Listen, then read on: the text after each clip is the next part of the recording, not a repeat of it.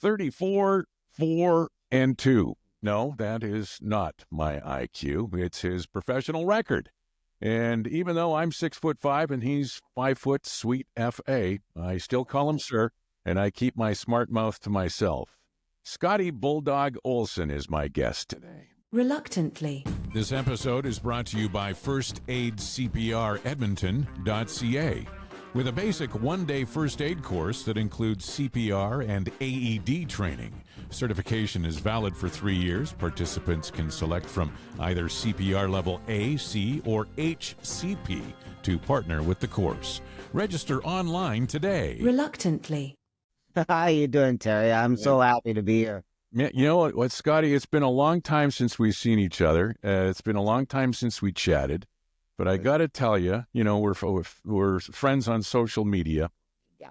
And I saw you post something recently, and I thought, oh, shit, that's right. And it's been 10 years since a life-altering occasion happened in your life. Yeah, we hit the 10-year mark since I had that major cardiac arrest, and barely got through that one. So we were, really reflecting on a lot of things over the years. This decade has brought us a lot more peace, actually, because I don't know, it's been easier to live with the fact that now I've had the cardiac arrest, and it's been 10 years and I've still not regressed back and gone into bad health. So it's been really a blessing that the health has stayed in check. Before we carry on with other things, details with all of that, I think maybe the first thing is to acknowledge the fact that your wife Fiona, that Saturday night, when you suffered the heart attack, she performed CPR on you. And how important is that for someone in the family, to know CPR or take that course? Oh, it is so important. Fiona had done some classes before, but she was, of course, out of practice. You don't really normally practice for a situation like that very often. But I was in the bathroom and wedged in between the toilet and the bathtub somehow. And she had to get me out of there and get me onto a flat floor where she had the 911 girls tell her what to do. And it was quite I've heard the CD of the call between the first responder and Fiona, and it was quite alarming. I suppose at that time, 2015, you would have had, your girls would have been, 13, 14 years old? Yeah, they were in that range. So they went through a lot of trauma that night. That was a lot of trauma, and sort of like what do they call it? Post-traumatic stress disorder. Yeah. Yeah. So it was quite shocking for them, and they suffered through their things over the years, and it was a very dramatic moment, and they certainly didn't want to lose their dad that night. You talk about the 10 years that have passed and the peace that you've got over the past decade that you've been able to find and share with your family and with friends and others. You didn't really lead a lifestyle from 2002 to 2015 that would make somebody think you were going to have a heart attack. Is that fair to say, or was there some stuff that was underlying there that, maybe? Well, my lifestyle has been a little bit up and down. For 12 years after I retired from boxing, I sold vehicles for Go Auto at Kentwood Ford. Right. I did that, and I was very successful, and things seemed to be moving along very well. But I'm also an alcoholic and have been since I retired from boxing. So it's been a hard battle and a struggle for me to not think that some of the lifestyle choices I made would probably have contributed to the heart attack itself. So I've been pretty happy. It's been an up and down road, and over over the holiday season since December 13th, I haven't had anything to drink. So I'm pretty proud of myself right now. Good for you. Well, and that's the thing, that when people can admit the fact that they have trouble with alcohol or are an alcoholic, the victories, no matter how small or large, should be viewed as victories, right? I feel that way. Yeah. Yeah. Often you'll see people of notoriety, famous people, whatever the case, or maybe it's just something as simple as a Facebook friend or acquaintance that say, they'll post a badge or something, so many days sober. But if you can make it through 2 days sober, if you're struggling with alcoholism, 2 days sober, 4 days sober, 7 days sober, you might be starting over again. But hey, for somebody who's suffering from alcoholism, 7 days sober is a huge gain, right? Oh, that's a huge milestone, and it really is one day at a time. And I've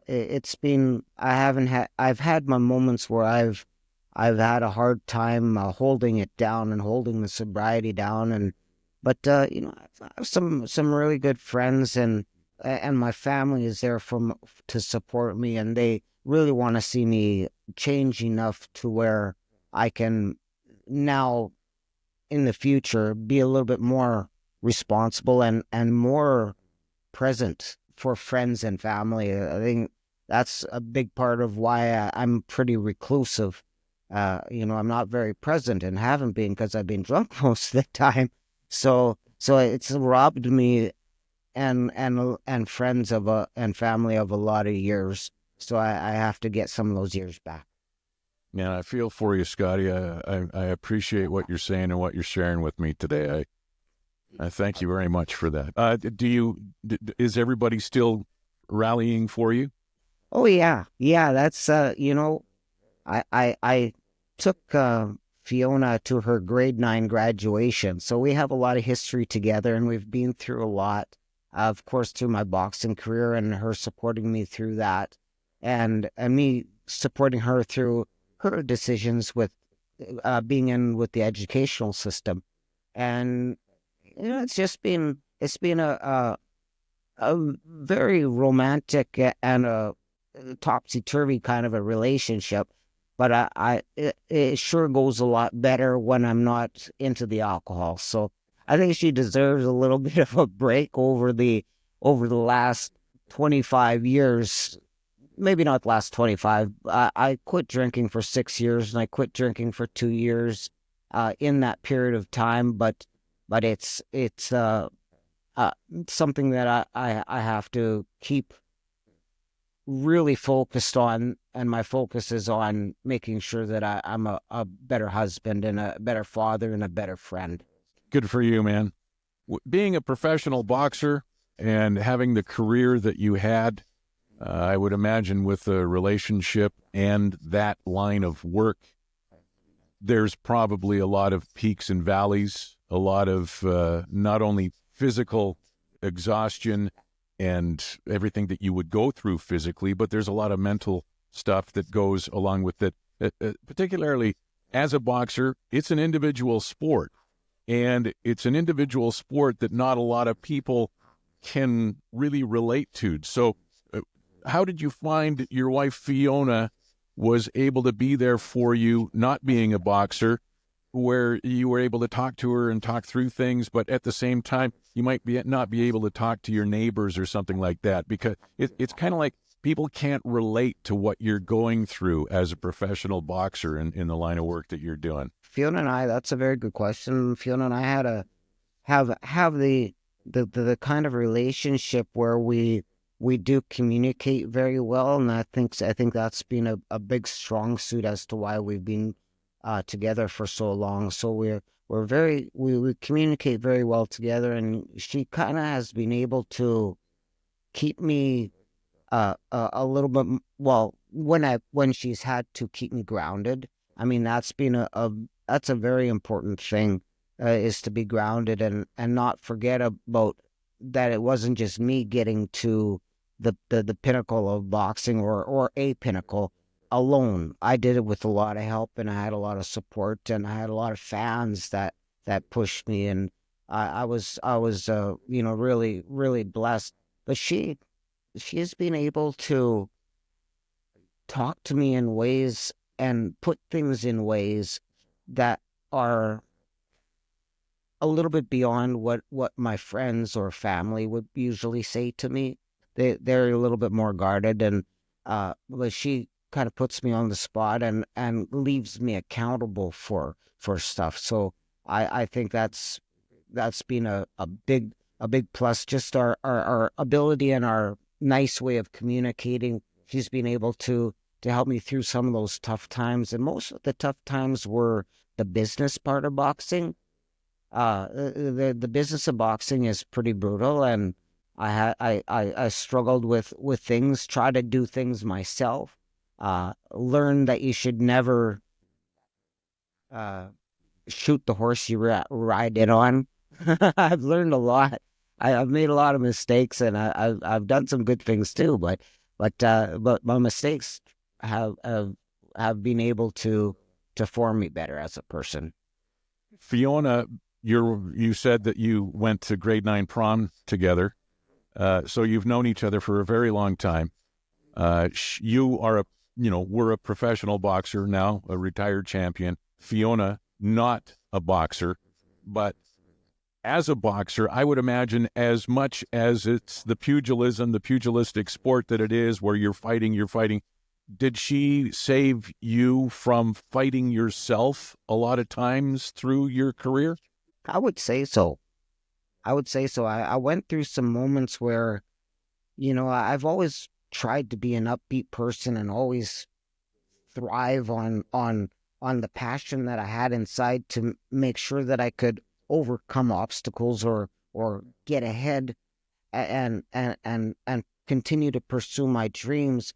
She's been she's been able to guide me through that, where I didn't have very much for confidence, where people would think I would be very confident. I wasn't.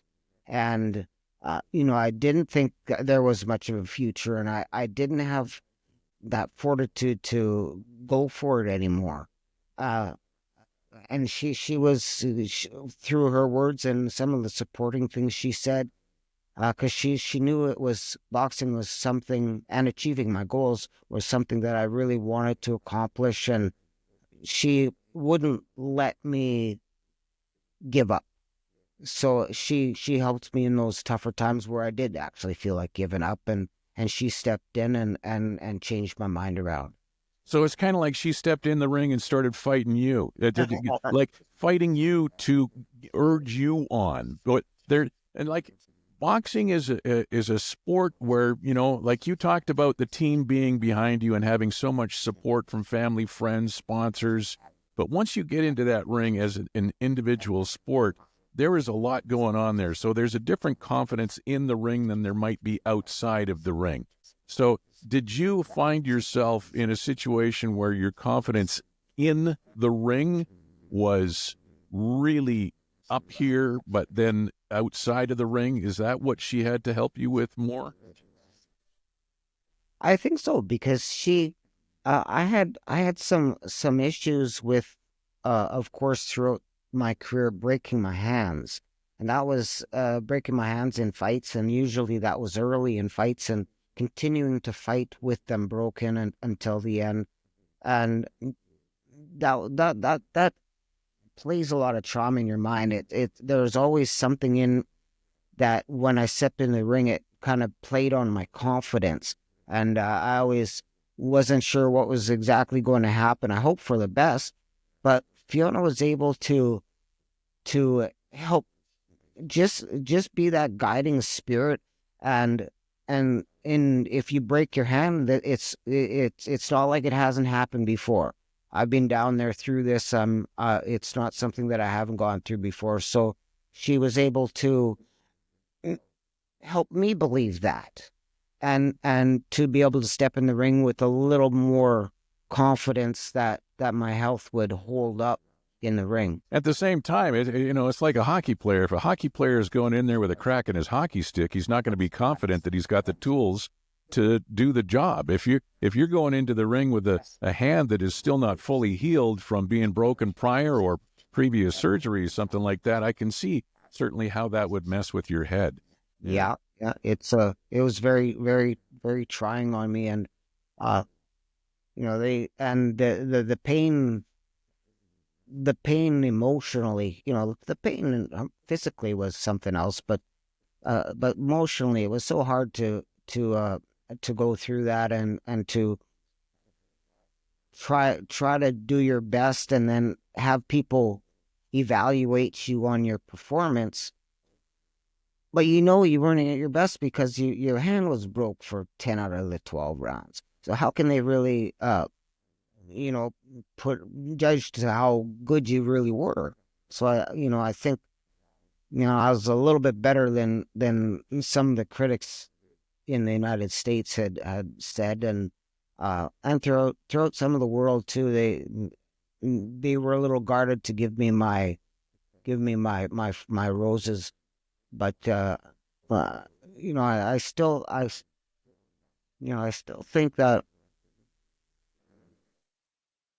Well, I'll just leave it at that. I'm not sure exactly how I'm going to say it. Yeah, well, due props, and maybe it was through lack of knowledge or whatever it might have been. Let's talk about your daughters and how proud you are. And which one was doing the musical recording and working? Well, that's Hannah. We're not giving up on that dream, and I think I feel I'm in like Fiona's position, where she was helping guide me through some hard times.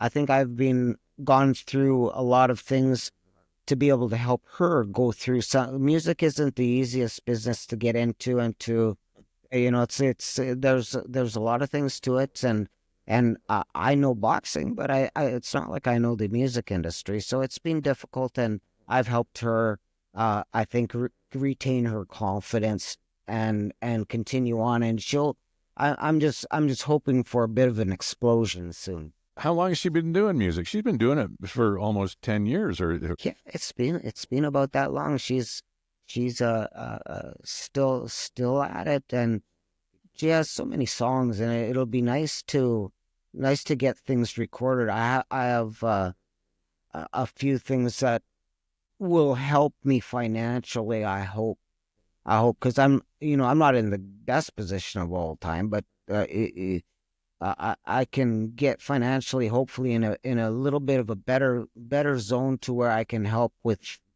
her recording, and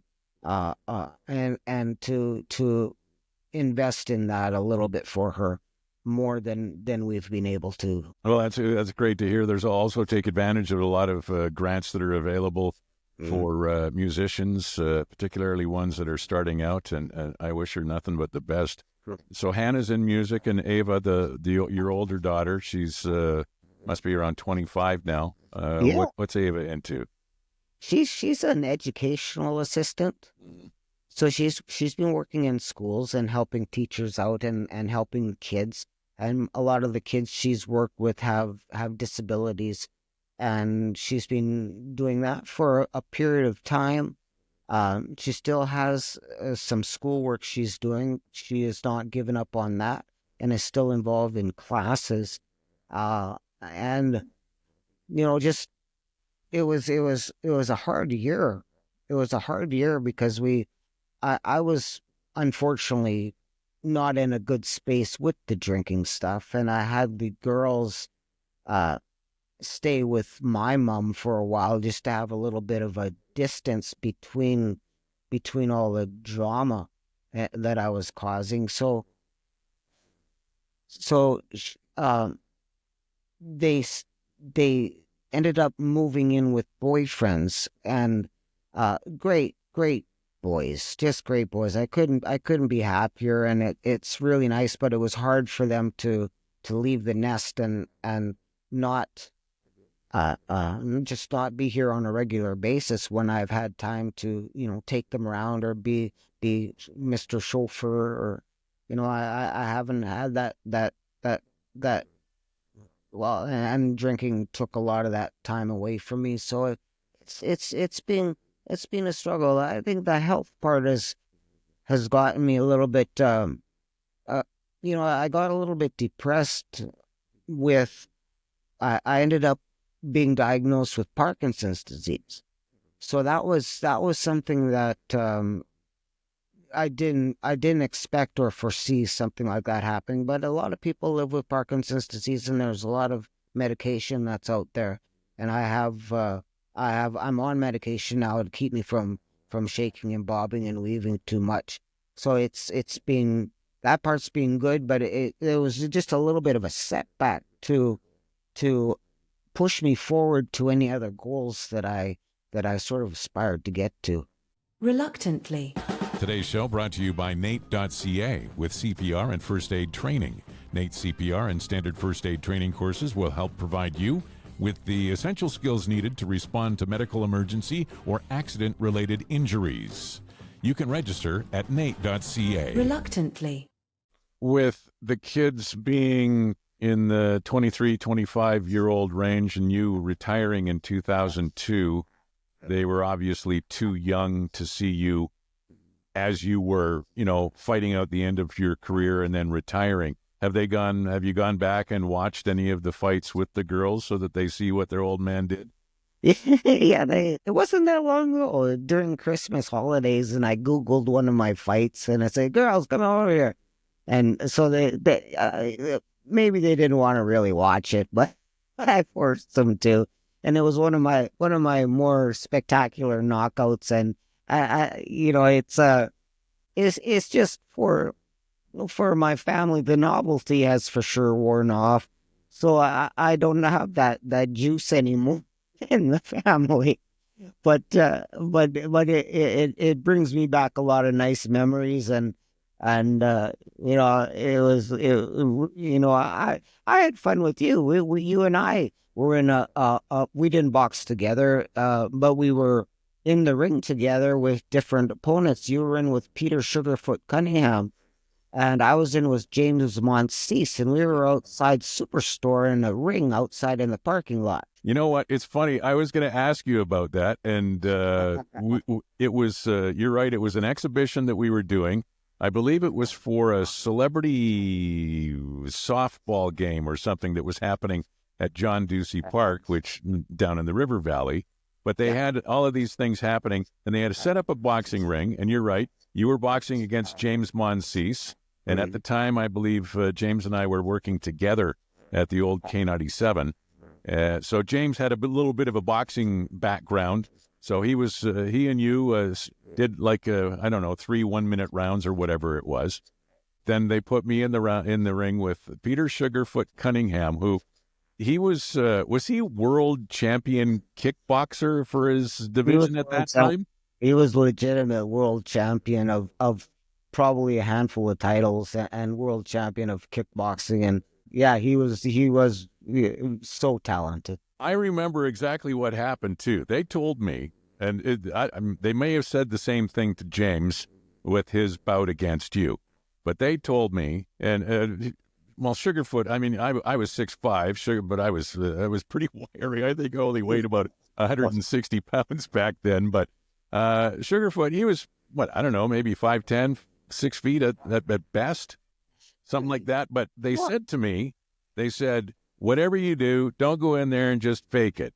Go in there. They said, Pete, the Sugarfoot's not going to hurt you. Just go in there and try and hit him and stuff like that.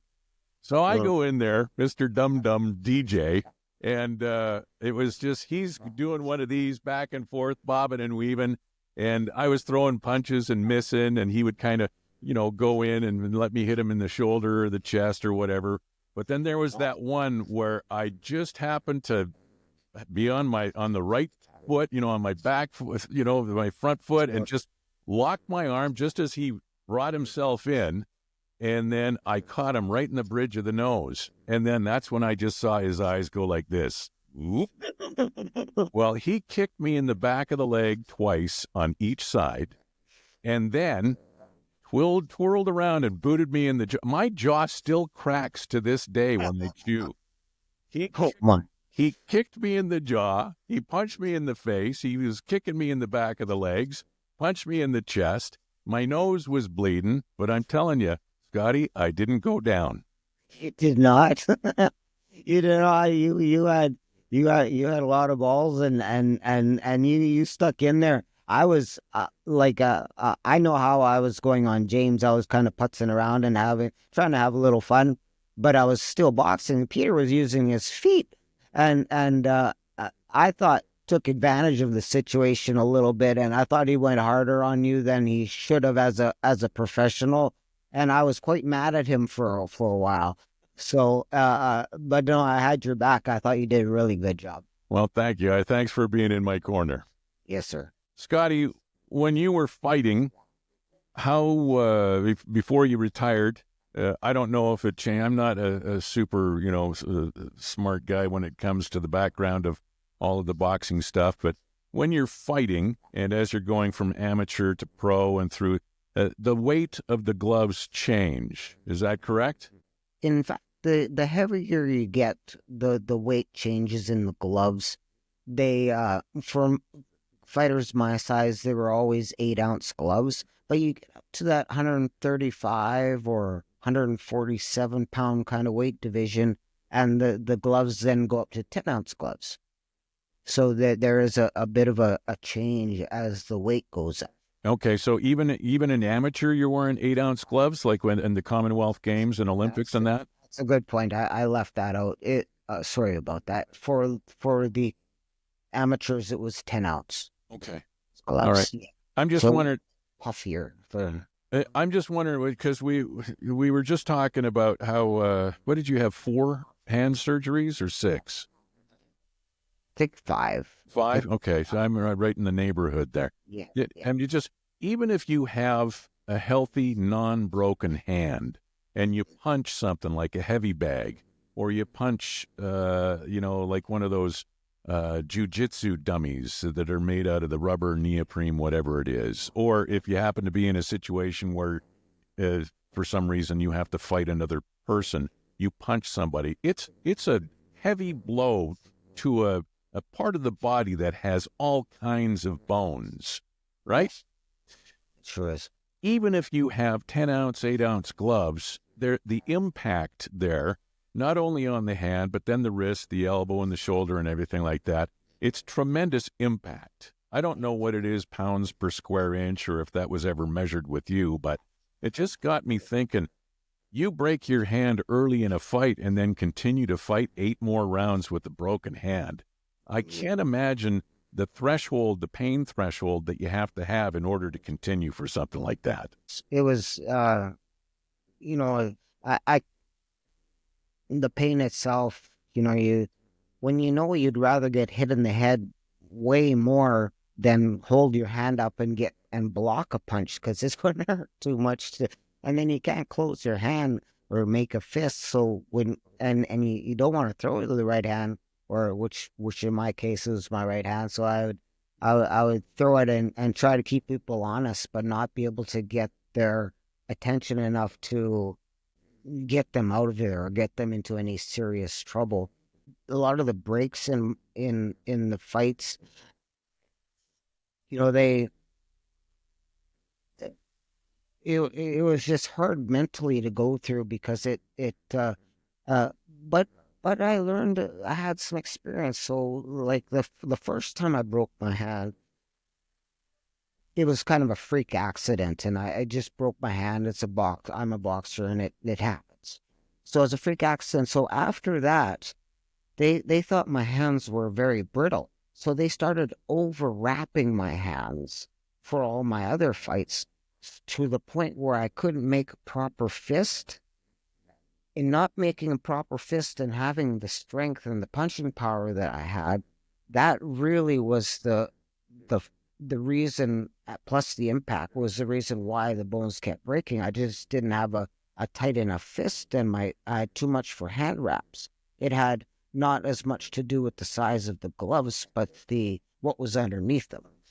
And the hardness of the head that you were punching. You were punching some pretty hard heads, weren't you? Yeah, there was a couple guys. I remember I lined up this one guy. He was from the Philippines, and he was big.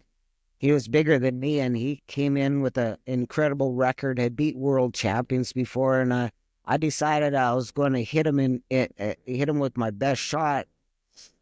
So I lined it up. I set him up, and I lined him up for this right hand. It took me about a minute to set him up for the right hand. I slipped and I threw this right hand. Boom! I hit him on the chin. His head twisted around, and then he came back and hit me with an uppercut and broke my orbital bone.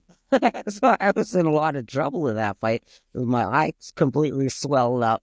So yeah, there's been some people who have been able to take my shots and give it right back to me. So you talk about a guy who's got like a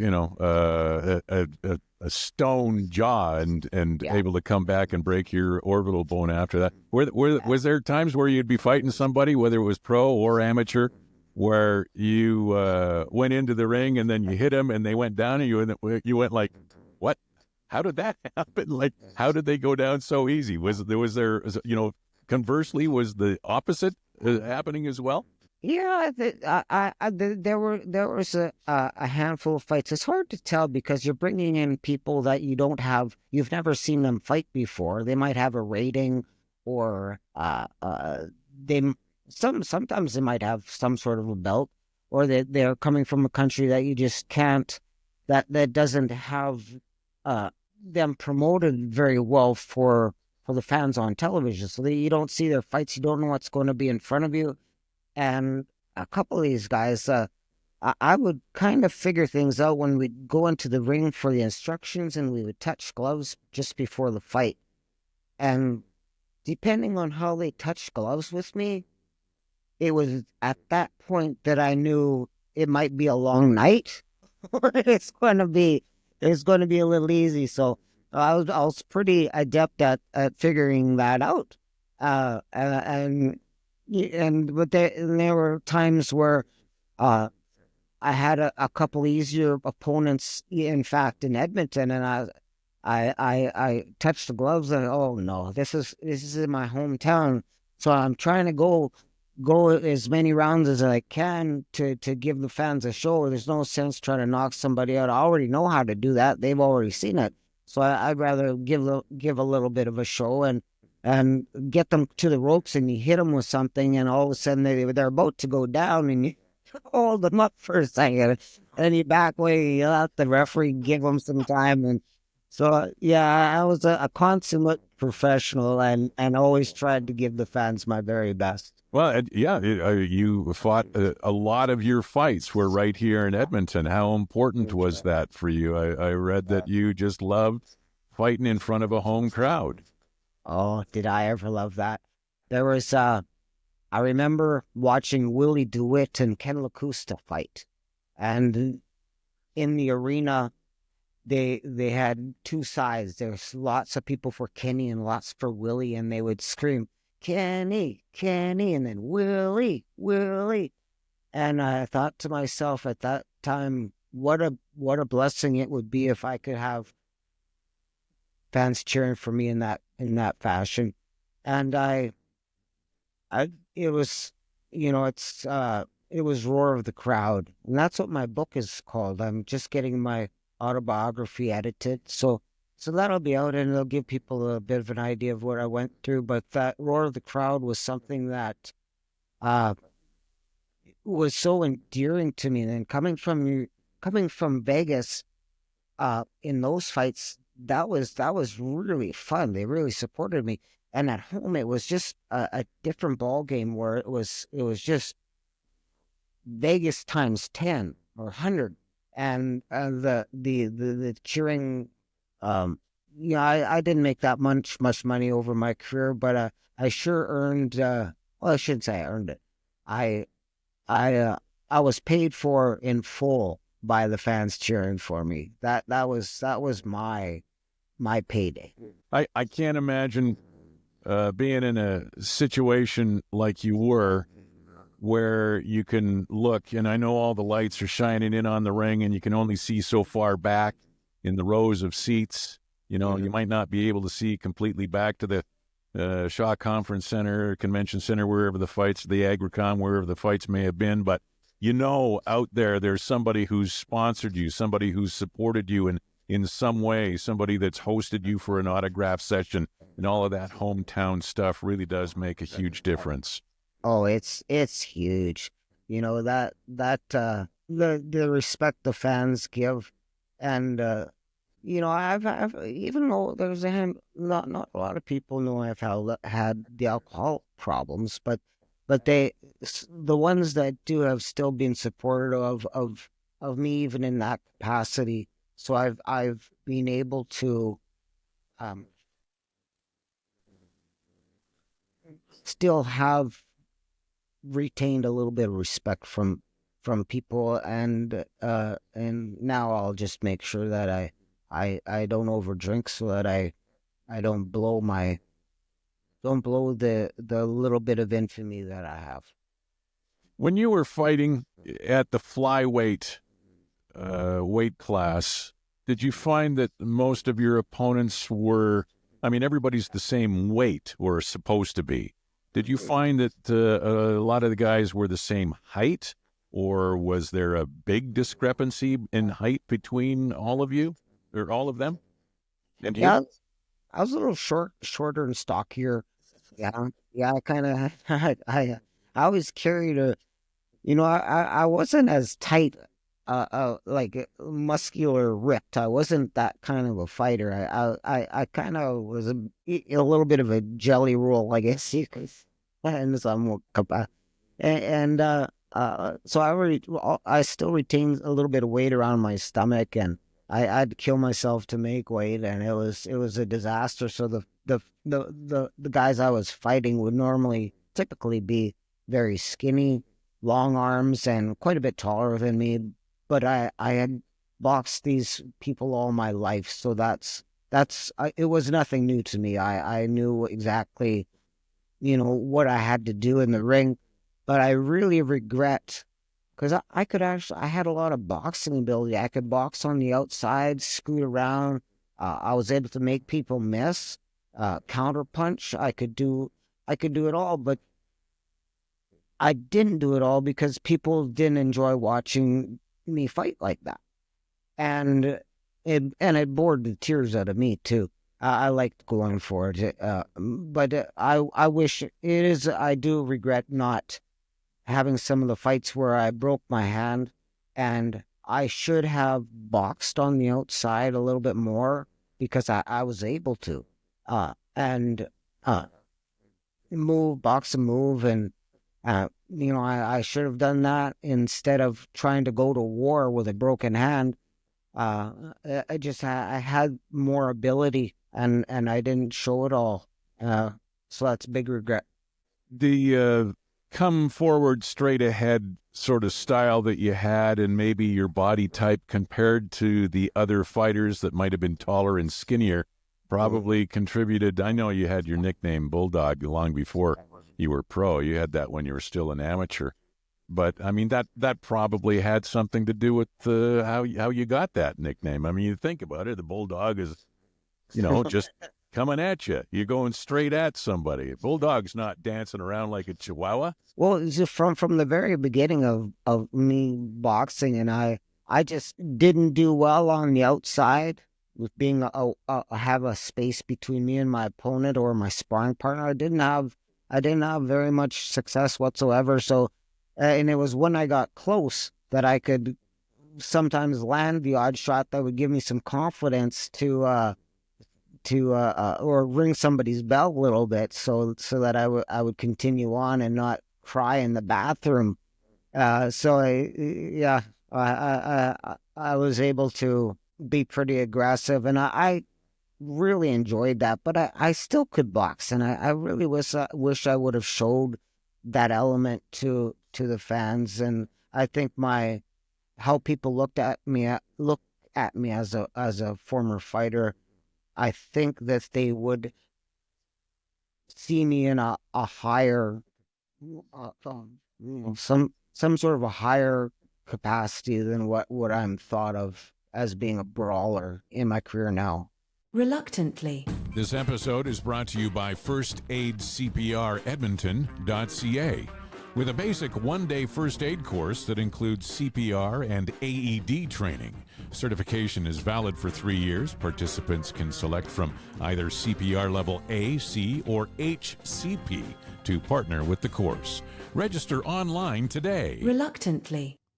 I didn't think to look when we decided that we were going to have our chat today. I didn't think to look at Mike Tyson's career span. I know a lot of yours was late 80s and through into the 90s, into 2002 until you retired. But I would imagine that's the same, basically, the time frame that Tyson was going through in the heavyweight division and just annihilating his opponents as much as he did. And I saw a picture of the two of you together.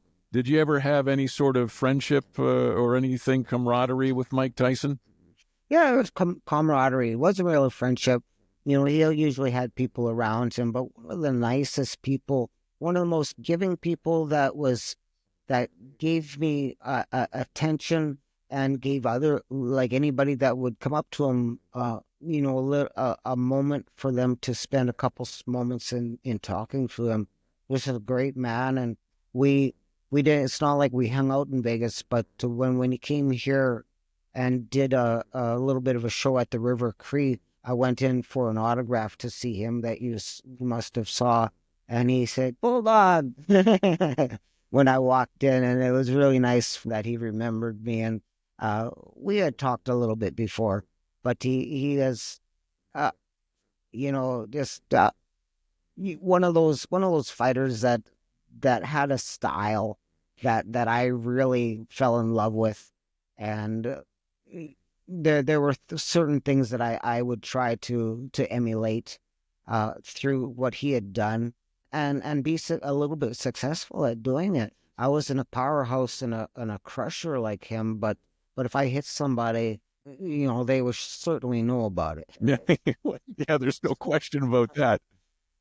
What did you think of the Mike Tyson-Logan Paul fight that was on Netflix? What were your thoughts on that? That's a very good one. I was really excited because Mike had gone through some training for the fight, so he'd actually trained very well, and looked like things were going well once he's on the pads, or maybe they had a quick sparring session that they had shown on the heavy bag. He was looking quite sharp. A little bit better than how I would look at that age, or how I do now. So a little bit better than that. So I was a little bit not sure what to really expect, and I thought Mike Tyson was going to win the fight, but I think he held back. I think that sometimes you let people stay in a fight, and sometimes you carry it on for a little while and let them stick around for a bit, not usually for bad purposes, but just to get your day in the sun and to enjoy your moment of being on television. Once you knock somebody out, that spotlight is over. And Mike didn't seem to really go for it as much as I would have liked to have seen. And he held back a handful of times. That made me feel like it was Paul's just not. Well, how can I really put this? It's a really tough scenario to say, because I can't point my fingers, because I've done a few things in fights and carried people a little bit, not to benefit myself, just my TV time. So Mike, I was still proud of him that he went in.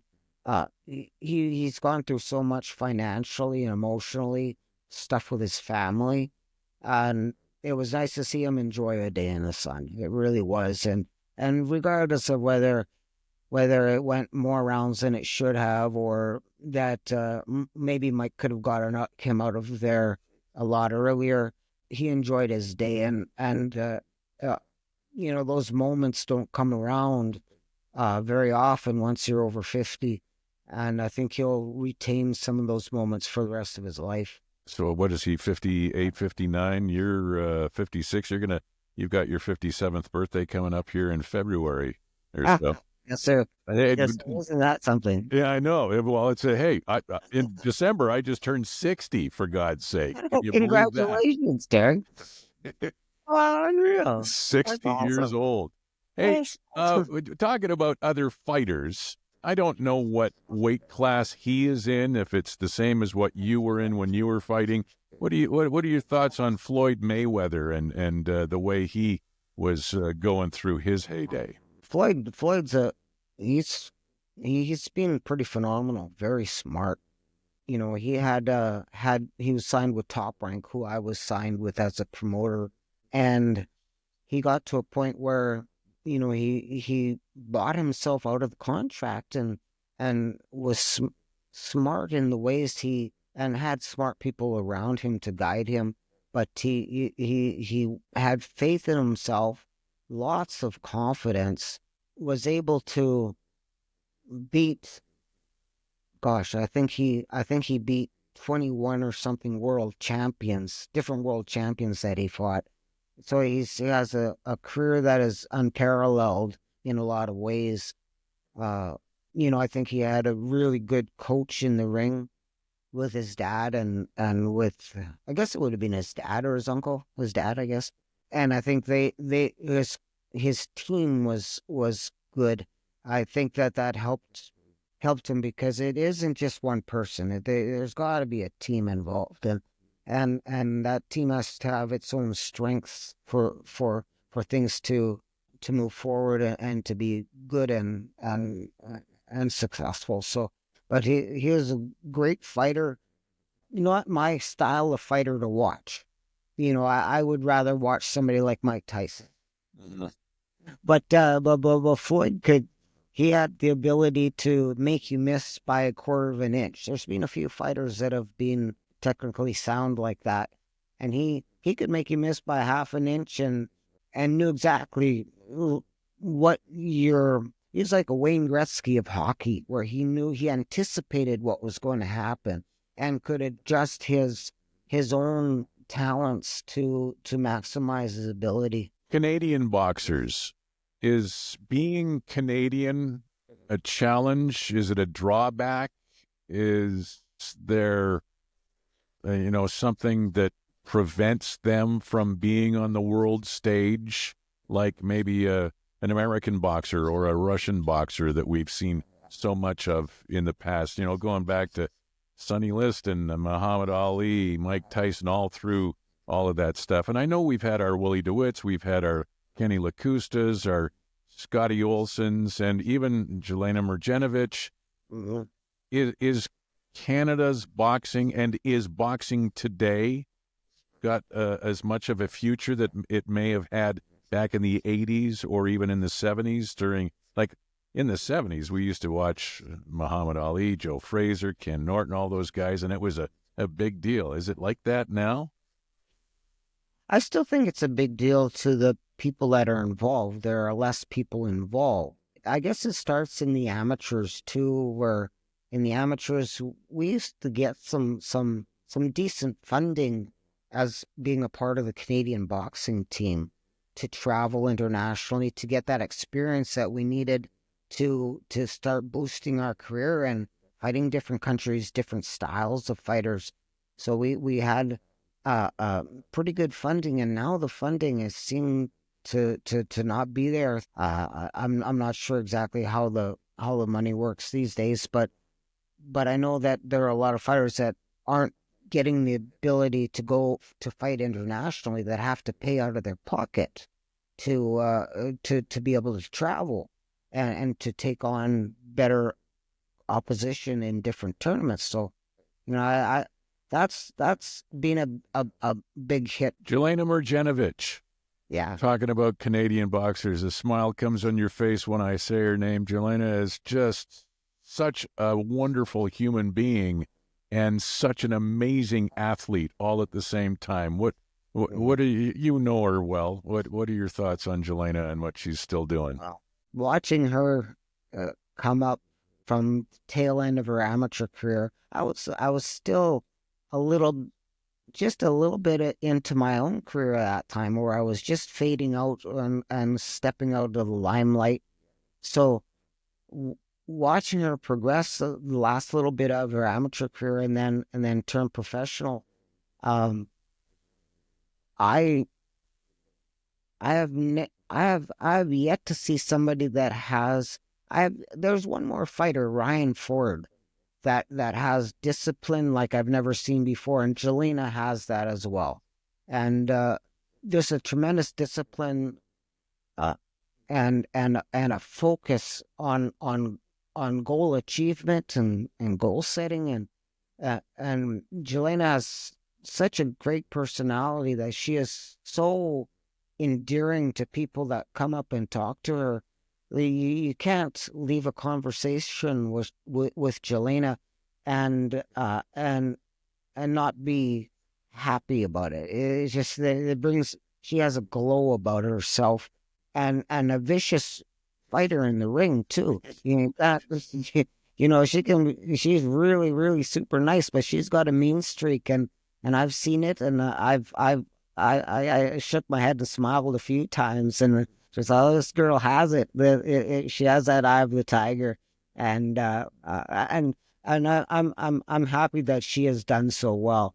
It's a little hard for me as an old fighter to step out of that, kind of get out of that limelight and not be as approached, and it's a big transition, and but I've been nothing but happy for Jelena and her accomplishments, and yeah, she's just a great person, great family.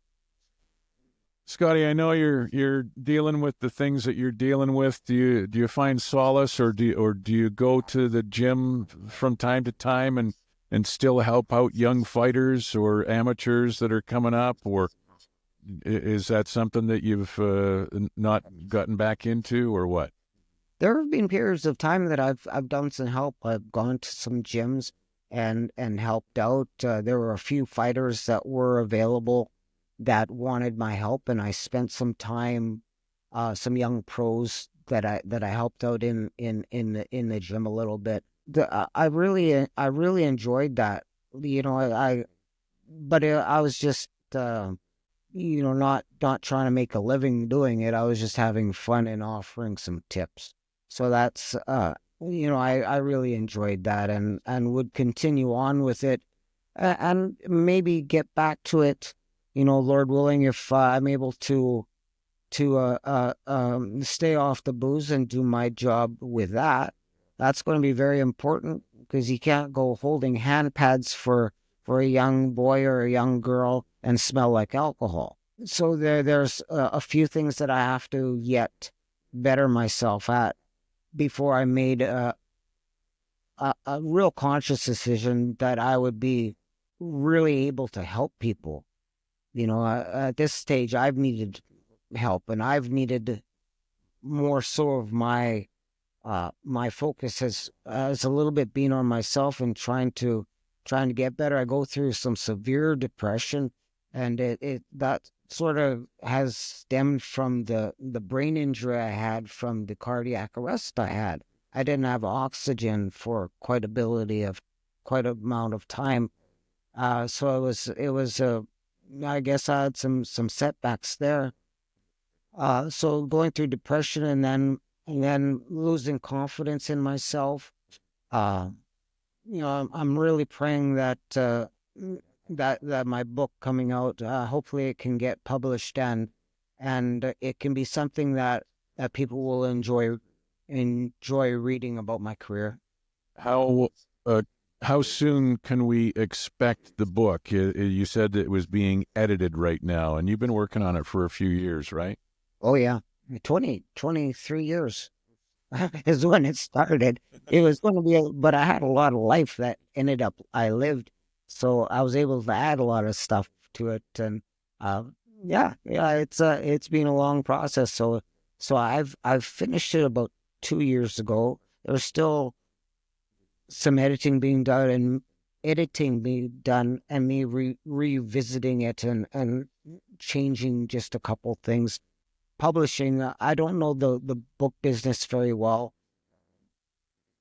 I would like to think that it would be publishable uh, you know, I just hope it gets out there and be something worth taking a peek at for people. I'm sure it will be. And the other thing too is in this day and age, it's not like something where you have to wait for some big publishing house in New York to say, yeah, that's worthy of us putting, our stamp on it or anything like that. There's a lot of things happening in this with technology now where you can self-publish. You can have something on Amazon and that sort of thing. So it's you're not that far off, and maybe somebody in your camp can give you a hand, or somebody's going to see or hear this and be able to help you move the project forward, because I think it's a story worth telling. And if it's got even a part of what was in our chat today in it, it's going to be compelling and interesting, and there's going to be everything that gives us an opportunity to cheer you on, just like we did when you were back in the ring before 2002 when you retired. Thank you so much. That means a lot to me that you said that. Well, that's really special, and I'll it is kind of cool to be my age right now and to still have a few goals that I want to accomplish. So I still have a few things that are left unaccomplished, and I have a few things that I've thought about, and pretty excited about. I finally ended up getting one of my trademarks registered. So I ended up getting one of those done. That will I think take off a little bit, I hope. What is it going to trademark for, like a clothing brand or something, or what is it for? Yeah, it's clothing brand. Is that right? Yeah. Good. Yeah, so with that, I'm just hoping to just build a smaller snowball. I'm not looking for that big dreams of and I wouldn't call myself much of a businessman. So, but I'm not stupid. So there's things that I can work around and work within my means, and it'll help a little bit providing for my family as best as I can too. Good for you, man. And when you talk about a smaller snowball, you mean a snowball your size. Yeah. Yeah, this is a tiny one. Yeah. Scotty, I know you retired from boxing in 2002, and I know since 2002 you've been fighting hard, and I wish you a long, hard fight, and I wish you another 2 hands in the air. Oh, that is so sweet. Thank you very much, Terry. Thank you for thinking of me and for having me on your show. It means the world to me, and I was able to get a couple things off my chest and maybe say a few things that people didn't know that much of me, and that makes me feel a lot more accomplished as a person. So I appreciate it. Give my love to Ava and Hannah, and of course Fiona and everybody else. All the best to you, Scotty. Love you, man. Love you too. Thank you so much. Reluctantly. Today's show brought to you by Nate.ca with CPR and first aid training. Nate CPR and standard first aid training courses will help provide you with the essential skills needed to respond to medical emergency or accident-related injuries. You can register at Nate.ca. Reluctantly.